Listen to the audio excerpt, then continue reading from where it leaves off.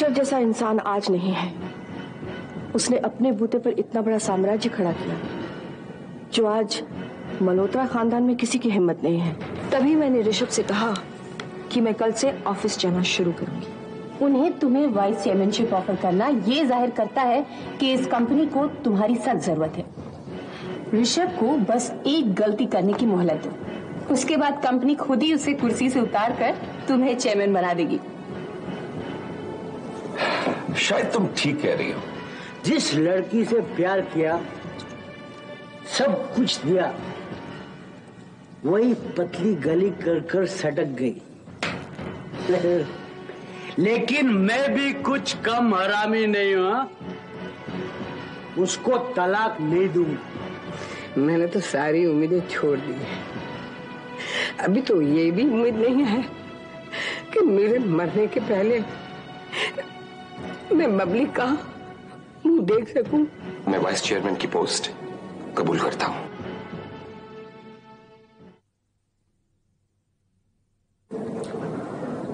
अब भी सुधर जाओ सूरज बाबू, कुछ नहीं बिगड़ा। बहुत चालाक है वो, हाथ नहीं आने वाली।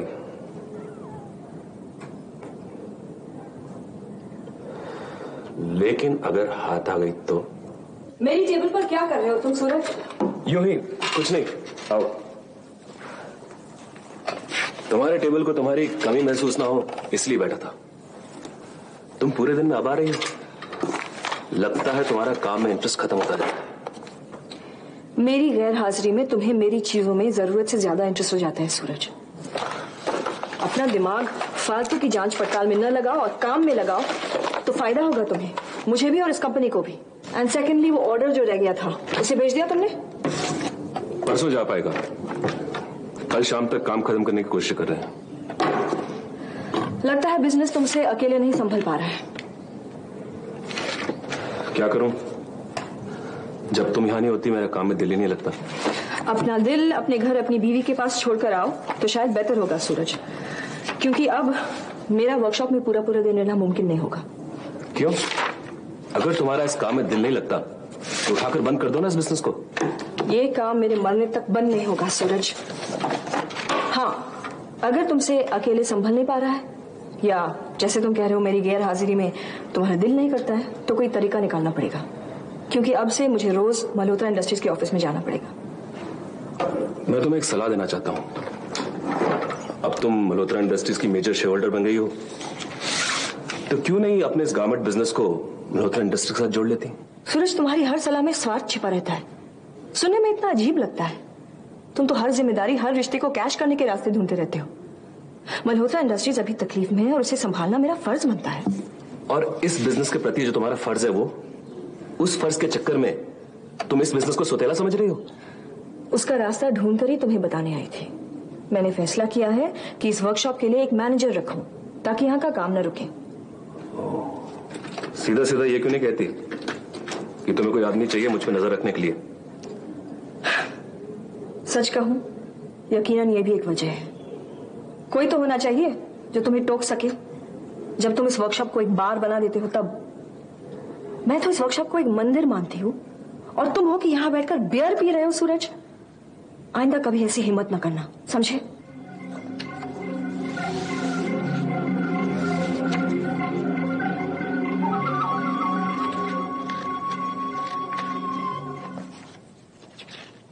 हाय स्वीराट। बहुत देर लगा दी, मैं तुम्हारे लिए रुकी हुई थी। आपके मशवरे के मुताबिक ही मैं ऑफिस की सारी जिम्मेदारी अपने हाथ में लेने में लगा हुआ था। अच्छा। And you know, I have become a hard working man. पहले तो हार्डली वर्किंग थे, आप जाकर हार्ड वर्किंग बने हो। चलो, कम से कम सुबह का भूला शाम को घर तो आया। Correct, come let's sit. मगर जाने मन, इस घर में लौटने का दिल भी करता है। अरे हाँ, मैं तो भूल ही गई। क्या कहा निशी ने? मेरी उससे मुलाकात हुई नहीं। यानी सुबह से निशी से मुलाकात ही नहीं हुई? नहीं, मैं क्या करता, जब मैं घर पहुंचा तो घर पर थी नहीं, एरोबिक्स की क्लास में गई हुई थी। तब तो तुम्हें और भी जल्दी आज घर लौट जाना चाहिए। जी नहीं, आज तो हमने फैसला किया है, वाइस चेयरमैन बनने की खुशी में हम आपको डिनर पर ले जाएंगे। नहीं महन, आज नहीं, प्लीज। ना लोग शीला, अपने घरेलू मामले मैं खुद सॉल्व कर लूंगा। उसकी वजह से हमारे रिलेशनशिप की कुर्बानी देने की कोई जरूरत नहीं। मैंने तो फैसला कर लिया, आज से मैं इसी घर में रहूंगा। नहीं महन, और वैसे भी मुझे कहीं बाहर जाना है, किसी के साथ डिनर पे। लौटने में बहुत देर हो जाएगी। हा, बहाना बना रही हो तुम मुझे घर भेजने के लिए। लेकिन मैंने फैसला कर लिया है, आज हम दोनों डिनर पर जाएंगे ही।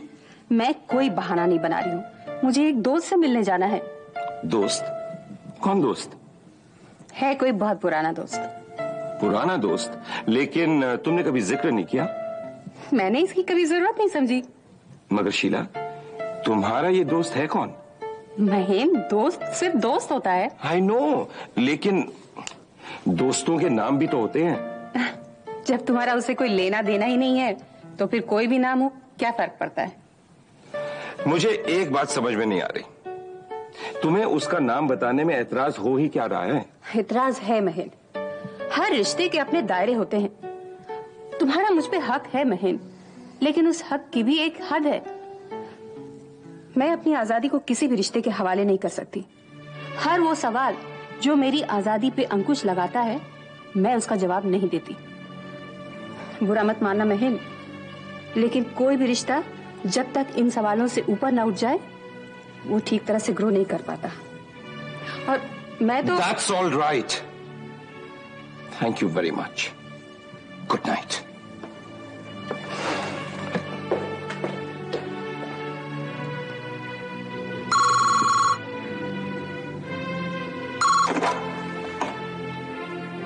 हाँ, बस मैं आ रही हूँ।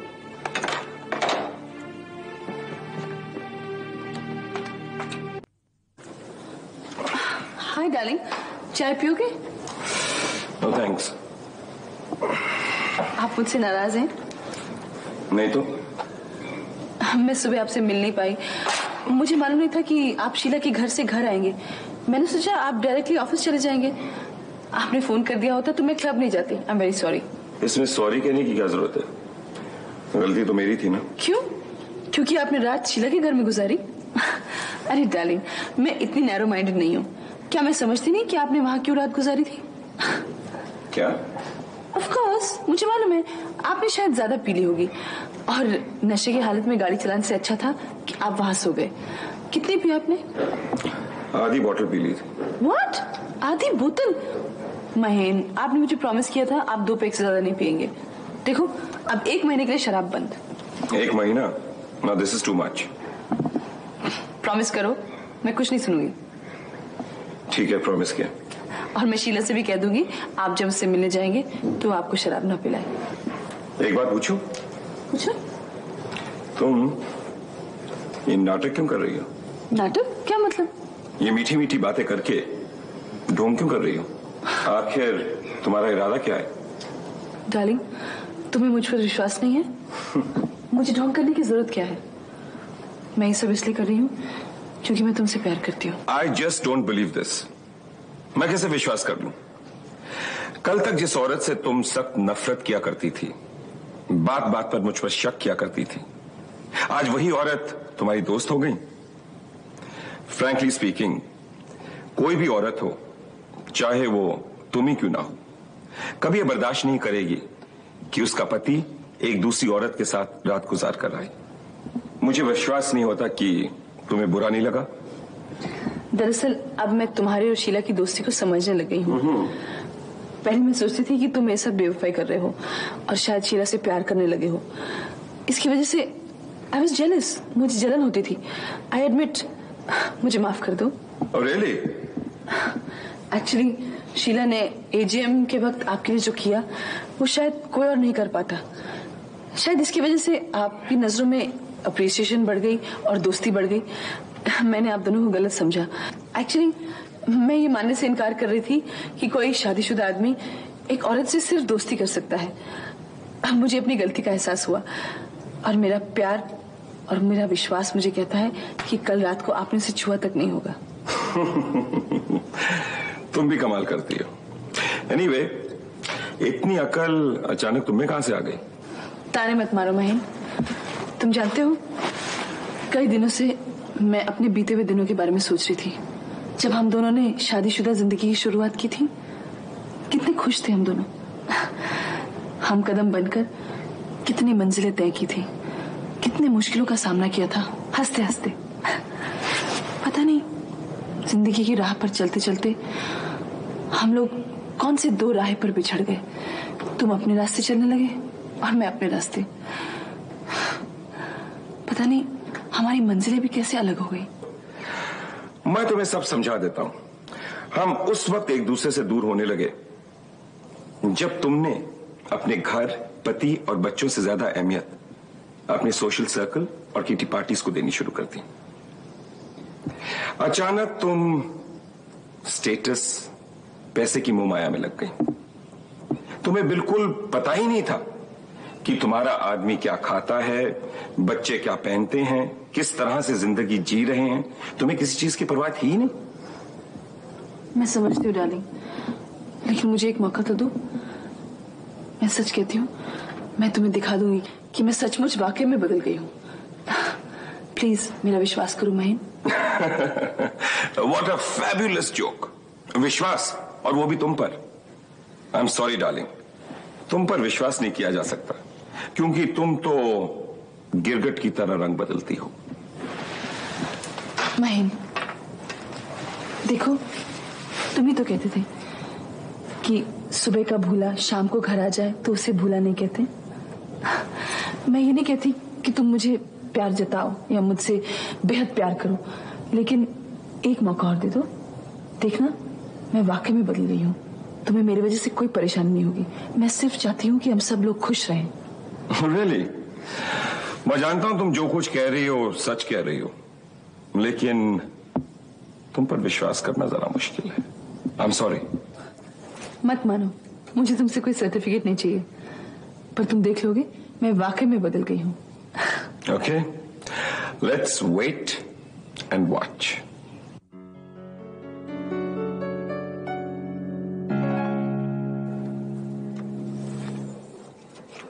That's okay. Okay, और कुछ दलाल? No sir. सर एक खुशखबरी देनी है। खुशखबरी? क्या? सर हमारा माल जो डॉक्स में अटक गया था वो शिप हो जाएगा। Really? अरे ये तो कमाल हो गया। कैसे हुआ ये सब? सर मिस्टर महीन कल कस्टम ऑफिस गए थे। उनके और कस्टम ऑफिसर के बीच में क्या बात हुई ये तो मुझे पता नहीं, लेकिन उनके ऑफिस से फोन आया था कि माल शिप हो जाएगा। That's fantastic. That's really great. पता नहीं चाचा जी नहीं होते तो उस माल का क्या होता। तुम एक काम करो, फौरन उस कस्टम ऑफिसर को एक थैंक यू लेटर भेजो। Okay sir. और माल को शिप कराने के लिए जहाज भी बुक करा लो। तो ये सब खत्म फिर?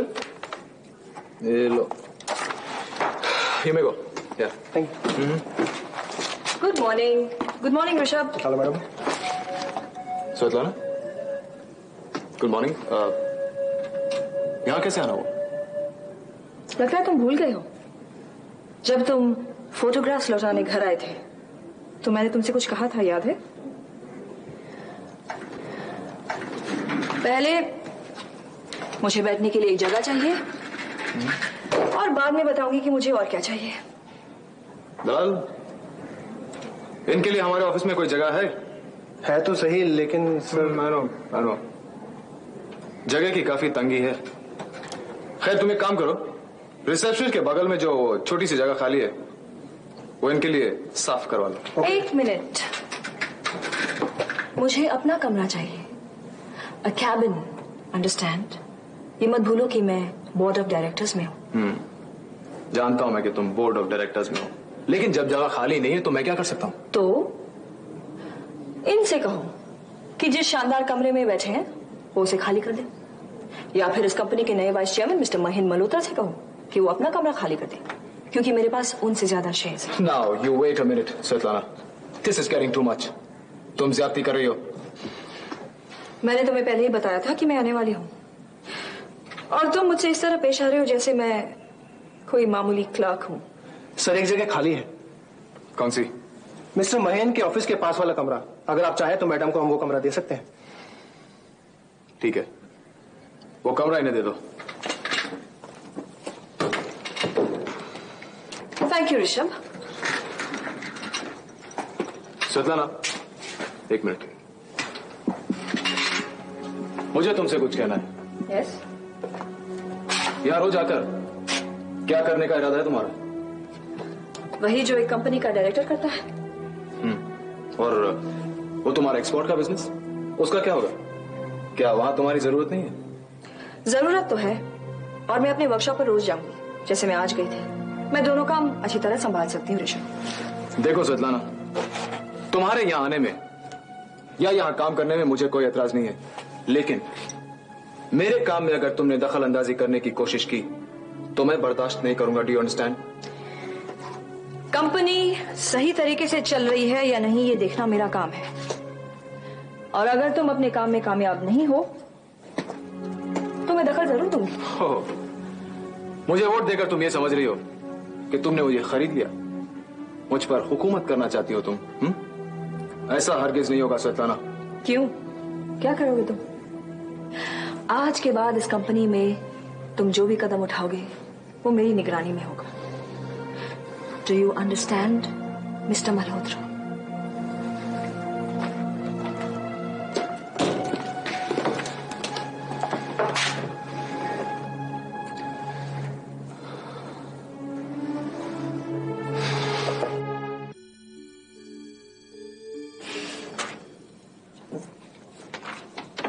क्या बात है नीतू, तुम्हारी तबीयत ठीक नहीं है क्या?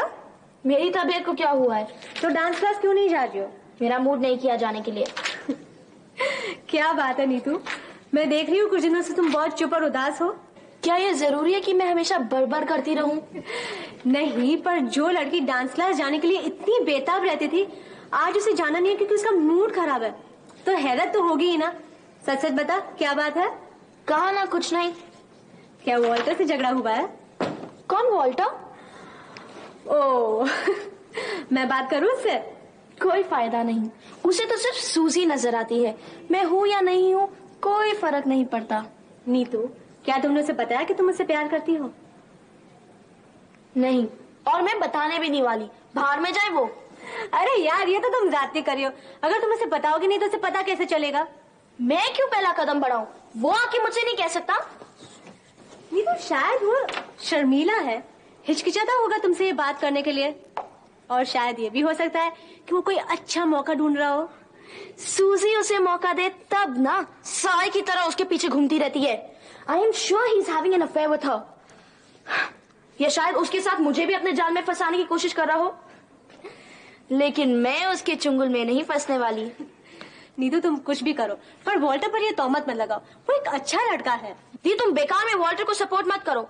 मेरी तो ये समझ में नहीं आता कि वो सूजी को इतना भाव क्यों देता है। जब भी मैं उसके साथ अकेले में कुछ पल बिताना चाहती हूँ ना, वो सूजी की बच्ची कबाब में हड्डी बनकर बीच में आ जाती है। और हमारा वॉल्टर है जो उसको देखते ही सब कुछ भूल जाता है। इसलिए कह रही हूँ, फौरन अपने दिल की बात उसे बता दो। अगर वॉल्टर तुमसे सच्चा प्यार करता है तो तुम्हारे दिल की बात जानने के बाद वो सूजी को बढ़ावा नहीं देगा। नीतू, ये मेरा दावा है। दीदी, लेकिन बताने का मौका भी तो मिलना चाहिए। मैं जब भी उसे बताने जाती हूँ वो सूजी वहाँ बीच में आकर टपक जाती है, और वॉल्टर जैसे उसके इशारों पर नाचने लगता है। मेरी बात तो वहीं की वहीं रह जाती है। तो तुम उस पर अपना हक क्यों नहीं जताती? हक? कैसा हक? दीदी, जब वो मेरा हुआ ही नहीं तो मैं उस पर अपना हक कैसे जताऊं? यही गलती कर रही हो। क्या सूजी उस पर अपना हक नहीं जताती? उसे अपने साथ यहाँ वहाँ खींच कर नहीं ले जाती? हाँ, पर नीतू, क्या तुम और वॉल्टर दोस्त नहीं हो? हैं दीदी, लेकिन नीतू, उस पर अपनी दोस्ती का हक जताओ। उसे बताओ कि तुम उससे अकेले में कुछ बात करना चाहती हो, और वो वक्त सिर्फ तुम दोनों का होगा। नो सूजी एंड नोबडी एल्स। नहीं दीदी, मैं ऐसा नहीं करूंगी। मैं इतनी डेस्परेट नहीं हूँ। मेरा भी स्वाभिमान है। मैं उससे अकेले मिलने के लिए उससे भीख नहीं मांगूंगी। इससे तो अच्छा है कि मैं उसे भूल ही जाऊं। नहीं नीतू, तुम्हारा ये सोचना बिल्कुल गलत है। कभी कभी प्यार में इंसान को झुकना पड़ता है, और ये कोई गलत नहीं है। नहीं दीदी, मैं तुमसे सहमत नहीं हूँ। अगर शुरुआत में ही मैं झुकी तो जिंदगी भर मैं झुकती रहूंगी, और आज तक मैं कभी किसी के सामने नहीं झुकी हूँ, तो फिर अब क्यों झुकूं?